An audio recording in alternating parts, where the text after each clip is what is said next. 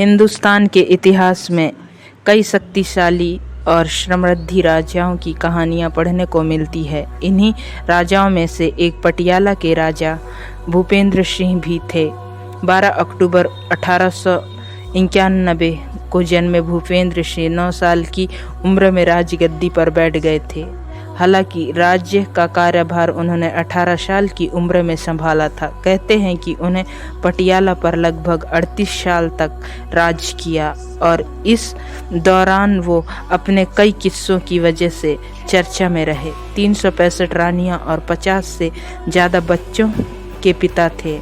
आज के दौर में जहां लोग शादी करने के लिए कतराते हैं, वहीं महाराजा भूपेंद्र सिंह की 1-2 नहीं बल्कि 365 रानियां थीं। इन 10 रानियों में से उनके 83 बच्चे हुए थे, पर अफसोस उनमें से सिर्फ 53 बच्चे ही जिंदगी जी पाए। कहते हैं कि सभी रानियों के लिए हमेशा चिकित्सा सुविधा मौजूद रहती थी।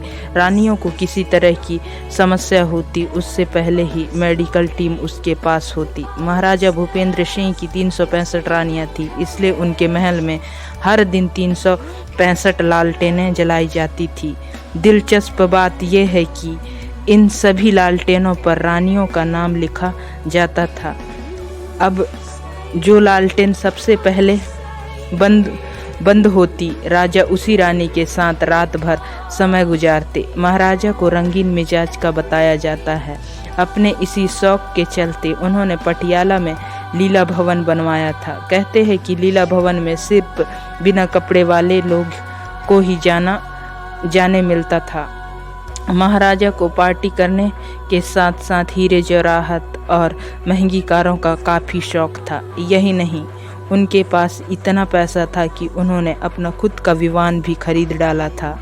इसी के साथ वो खुद का विमान लेने वाले पहले भारतीय बन गए थे।